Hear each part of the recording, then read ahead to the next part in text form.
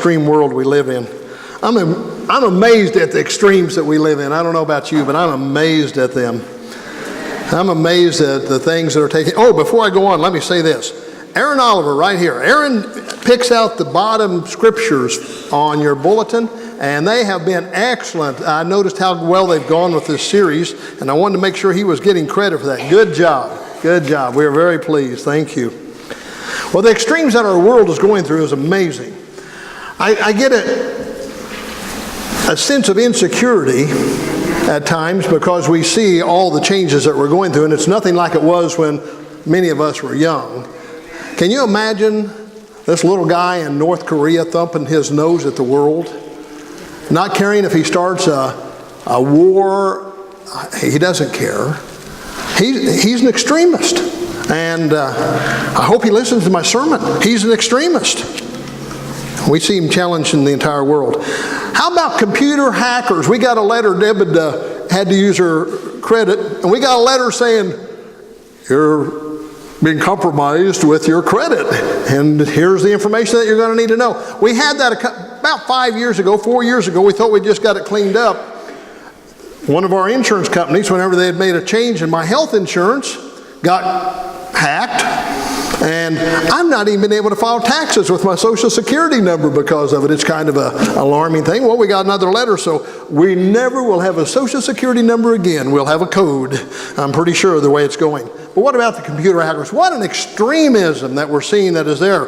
The hate that we saw in Las Vegas. 59 dead, 500 plus injured. Extremes. Now, I don't remember anything like that when I was a kid. Does anyone else? There were some nuts out there, but nothing like we got today. I think the world's filled with nuts. I think they're crazy. I'm concerned about what's going to take place over here at UC with the white supremacist group. I'm concerned about that. Now, here's what concerns me. First of all, I'd say let the nuts speak, all right? And none of us show up. If no one ever shows up, it's all over. And let his little small group of extremists show up. Who cares? They're talking to each other. He's preaching to the choir. But it's the other groups now that show up in rebellion to that, and it'll be a dangerous place. So it's a tough spot to be in. Okay, those are the extremes that are really nuts. How about the other extremes in our world? Extreme sports. I watched something the other night on TV. Deb was watching a ball game, and there's nothing extreme about that. You ever notice that once your favorite team is out, ball games go on forever and ever and ever. Deb and I get along quite well in life. She watches TV downstairs. I watch TV upstairs. Life is good. Except for, I can't believe that they play baseball for 4 hours at times.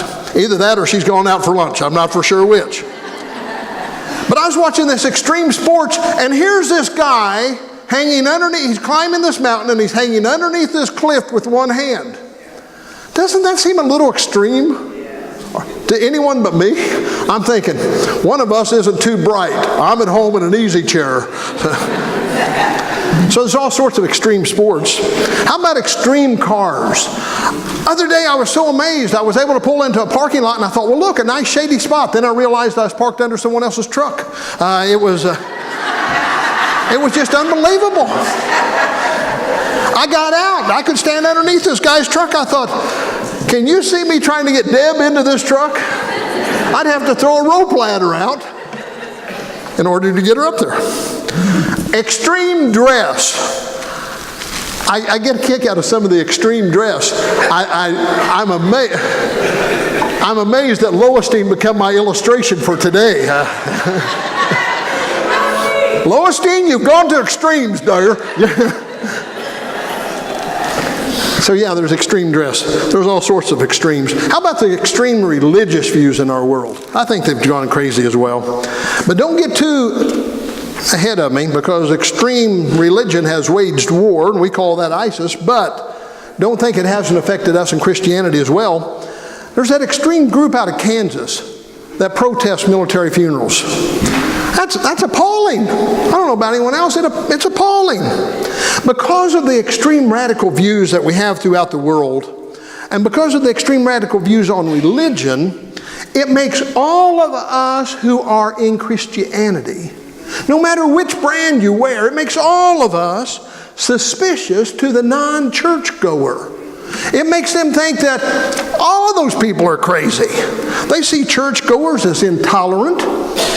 You know, much of what's done is in the name of Christianity. They see us intolerant, judgmental. They see us focused on money. They see us as extremists. So how do we address these problems? See, I believe that Peter was dealing with the same things that we deal with. And I believe the first letter of Peter is all about knowing how to be a Christian. How do we address this? The misconception of who we are. Well, don't make your Christianity, let's call it your relationship with Christ. Now everyone get ready for this, because this is what we are really guilty of. Don't make it so doggone complicated, folks. Christianity is not complicated. It's a lifestyle. It's a way of living. It's not about an extreme. Now, I love God with all my heart, just like the scripture says. But it's not about extremism. It's about loving God. Let's look at 1 Peter chapter 4, starting in verse 7. That's where we're going to go to first. The end of all things is near. Well, that's extreme. That's scary. I've seen those guys carrying those signs for years. The end of all things is near. Therefore, be clear-minded, self-controlled, so that you can pray. Verse 8. Above all, love each other deeply, because love covers over a multitude of sins. Offer hospitality to one another without grumbling. Let's stop right there. Christianity is about staying focused.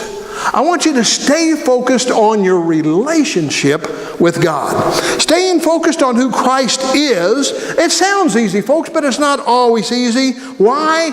Because of all the extremism in the world. Because the extremes that are thrown at us from every direction. Those extremes are designed, believe me, I believe they are designed by Satan as a work in progress to be able to pull others away, because it makes us look radical. We see, for instance, you take any TV program where Christianity is involved, and it makes them look stupid. Most of the time they make us look stupid. Or you look at movies and the corruption that the church or the preacher or whoever's involved in. We see it in books and magazines. We see it on Facebook and computers. All of those are extremes. Then we see it in politics. I hate politics. Just let me go on record of saying that. I hate politics. You talk about extremes, you're either way this way or you're way this way. And it makes the Christian look like we are siding one way or the other. Folks, my only job in politics is to pray that we have a peaceable life. That's who I am as a Christian, is that we can maintain a sense of freedom and worship and serving God. We'll get to that here in a little bit. So the very first thing we have to do is stay focused. So how do we use that? In verse 7, he says, use good judgment and stay calm. Use good judgment and stay calm. Recently, I had two very difficult situations come in. A person wanted me to debate what I thought about the second coming. Well, folks, I've told you many, many times over the past 30 plus years, I am a pan-millennialist, all right? There are all sorts of millennial views. I am a pan-millennialist. What's that? I believe it'll all pan out in the end, okay? I have no particular view of it. I don't know if we're in the 1,000-year reign or if that was 1,000 years ago. Let me add this. I don't care. If anyone's interested about that view on Revelation, I don't care. As long as it pans out in the end and I'm on the right side when it's all over, I'm a happy camper. That's where I want to be. So someone tried to bait me the other day into this. Well, what do you think about this? I said, I don't know. I don't care. He says, well, what do you think about the second coming? This is my final word on it, I tell you. It's closer than it was yesterday. So all of you keep that in mind. It's closer than it was yesterday. Then the same group of people that I was with, I've tried to avoid these people, so if I haven't spoken to you for a while, you know you were one of them. But they wanted me to explain the book of Revelation. That is a good topic. How do we explain the book of Revelation? Now, that's tough enough. Then they wanted me to explain it in light of world terrorism. I didn't even know there was a light on world terrorism, so I didn't know what to say. It goes back to the first question. When God wants me to understand Revelation, He'll let me know. Right now, there's all sorts of views. I was really happy with the view that our professor in college gave us. I really was impressed by him. I thought he was a very learned man. And then I sat under two other professors, also from the Christian church, who had different views. You know what I figured out about Revelation? I don't teach it.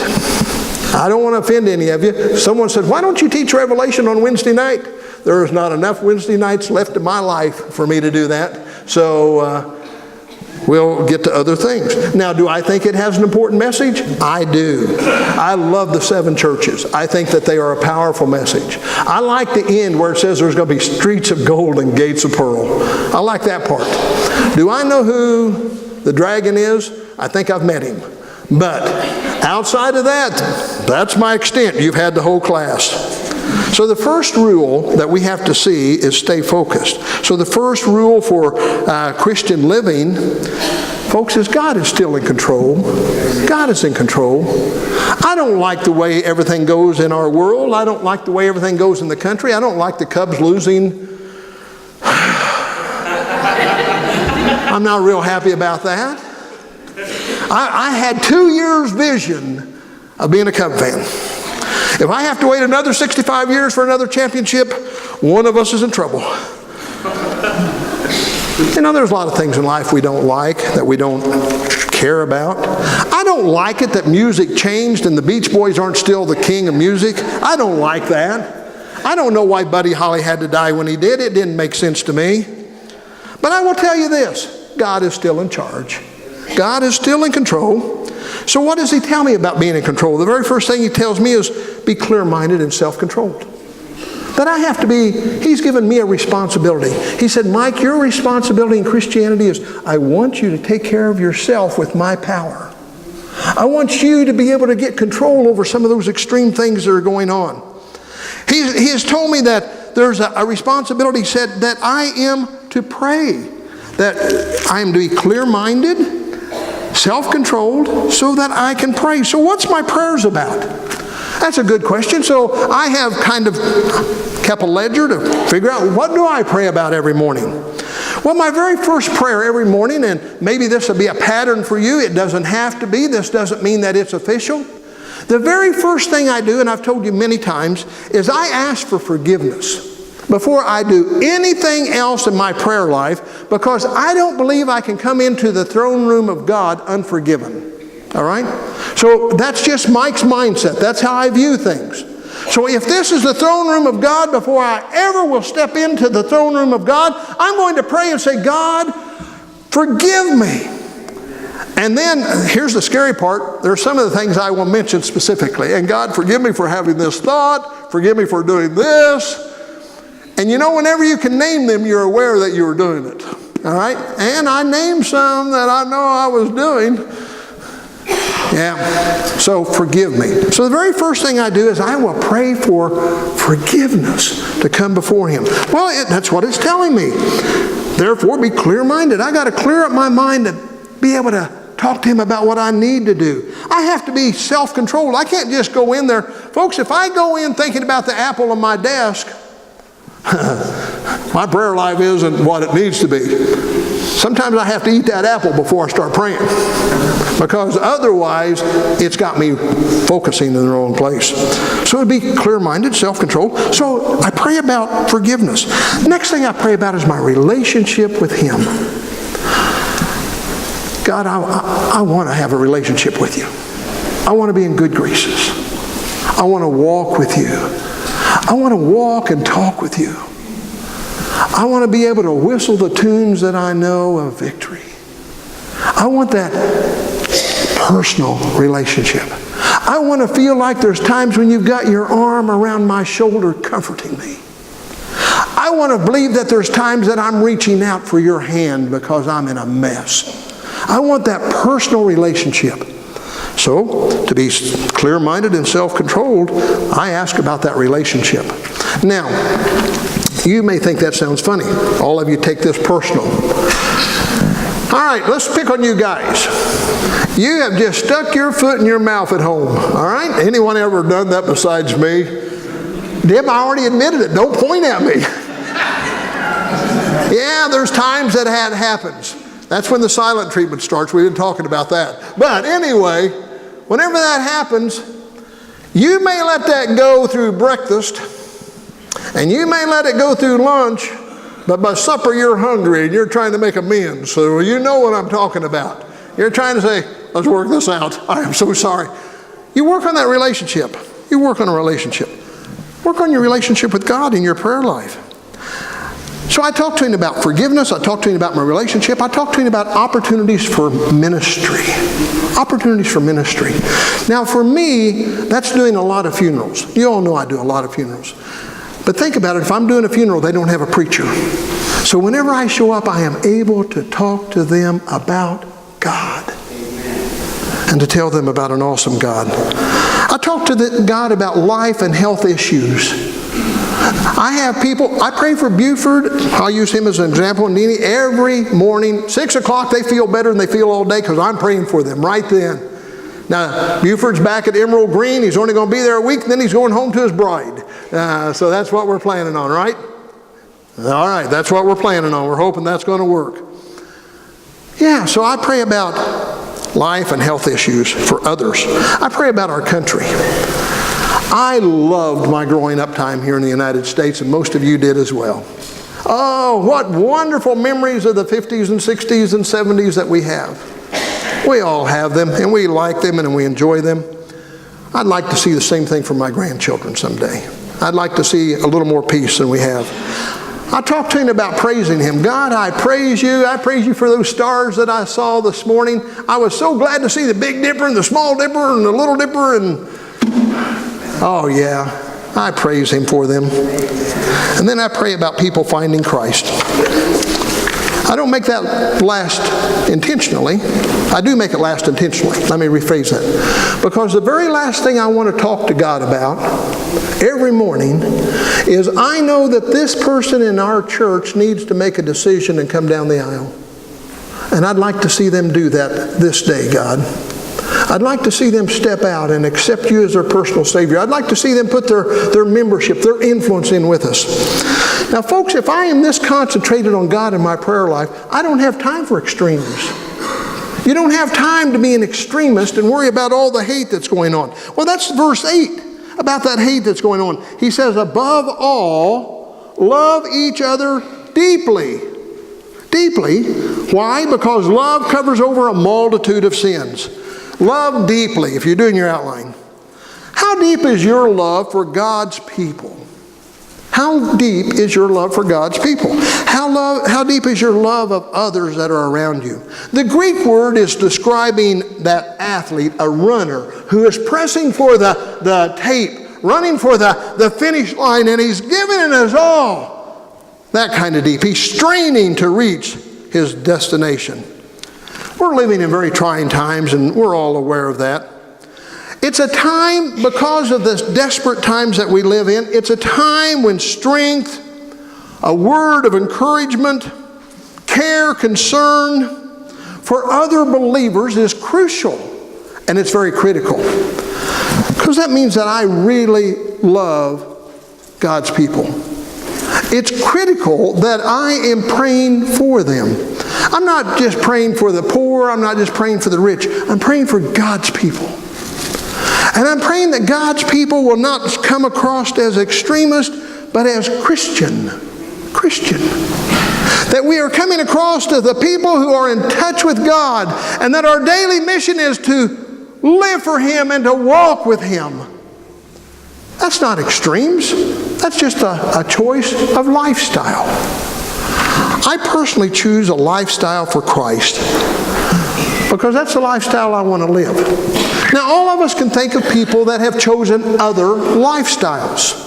We can think of families that we have seen that have chosen lifestyles outside of Christ. And whenever you think of those families, you'll probably think that there was a lot of dysfunction and turmoil. Because without Christ, that's often what happens. I've wrestled with many that have been on my mind the past year since my sister's passing. I've wrestled with, can't they see how good this is to live on this side? And it bothers me. You have to love deeply. Not only does Peter address that, but 1st, 2nd, and 3rd John also will address loving deeply, loving one another. The next thing he's going to say is in verse 9. Verse 9 he will say this: offer hospitality to each other without grumbling. Offer hospitality to one another. Even the unlovable, oh boy, even the unlovable, the unfriendly, the unappreciative. See, it's not about what they're doing, it's about what you're doing. Boy, there's some of you that have just really made that a job. So we have to offer hospitality. Hospitality. So there you go. They're sharing with each other. And then he adds, do so without grumbling. Do you know any grumblers? Don't mention their name, okay? Can you think of any grumblers? When it comes to hospitality, let me ask you this. What is there to complain about? Whenever we're trying to do a nice thing for someone. Whenever it just takes a little bit of our time and maybe a little trouble involved, maybe a little effort on our part, a little expense. But to reach out in the name of Christ. I love our fall festival for that reason. Fall festival is a ton of work for 2 hours. I want you to know it's a lot of work for 2 hours. And it's work, though, that pays off. From the hayride to the candy to the chili to the hot dogs, barbecue. It's a time whenever we are to let the community know that we're not extremists. We're someone who cares for you because we want to invite you in. We want to be able to welcome them in. Come on in. Share some time. The other day I had the opportunity as I walked through the hospital.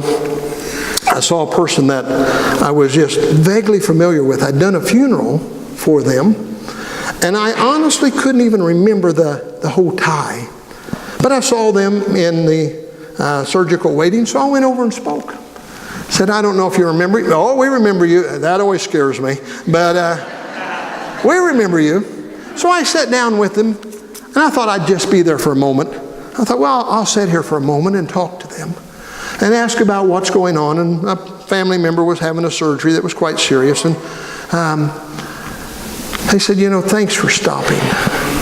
No one has been by. And it was just a couple by themselves. And I said, well, why don't I just sit with you? They said, well, do you have time? Well, matter of fact, I do. I do. Folks, when we don't have time to offer hospitality and do ministry, you're too busy. You're too busy. Now, there's times that I realize we have to move on. There's times that I would have had an appointment and would have had to move on. But whenever you have that opportunity, don't miss it. Don't miss it. Don't miss it on this coming Sunday. We'll have the opportunity. Now finally, let's go to verse 10 and 11. These are wonderful verses. Each one should use whatever gift he has received to serve others, faithfully administering God's grace in its various forms. If anyone speaks, he should do it as one speaking the very words of God. If anyone serves, he should do it with the strength God provides, so that in all things God may be praised through Jesus.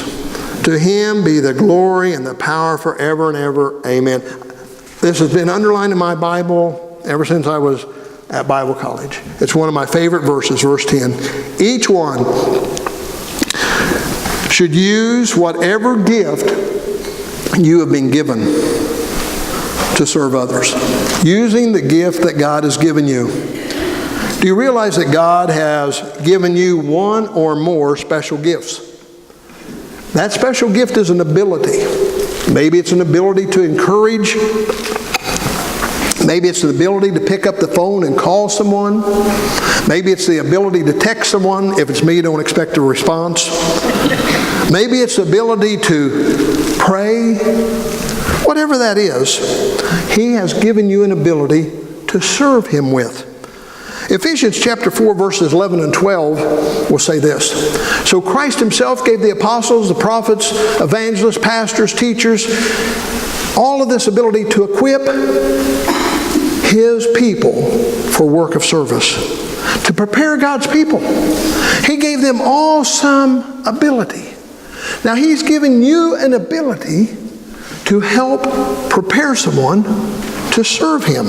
Romans chapter 12, verses 6 through 8 will also say about serving, that we are to serve. Let him serve. We have different gifts according to the grace given to each of us. If your gift is prophesying, prophesy according to your faith. If it is serving, I think, then serve. If it is teaching, then teach. That's all we need. Whatever it is, serve. Serve. Hope is found in service. So how is your service judged? Are you using that ability that God has given you? You may think it's insignificant, but it is very significant. I had to humble myself today. I don't like doing that very much. You all know that. We got a rule here. Everyone knows I dish it out, I don't take it. But anyway, we all understand that. Not my strong suit. But I had Jared pick up 50 or 60 cases of water. Get ready for the fall festival. Then we'll have water here for the seniors and all else. So he brought it in a truck. Now normally I would have never said a word to anyone. I would have been down there grabbing a couple cases at a time, putting some in the garage, some in the storeroom. And I said, Brophy, I need you. Richard, I need you. And Joe, we need you. And I told Jared, I said, anyone that looks strong and healthy, grab them. I stayed in my office.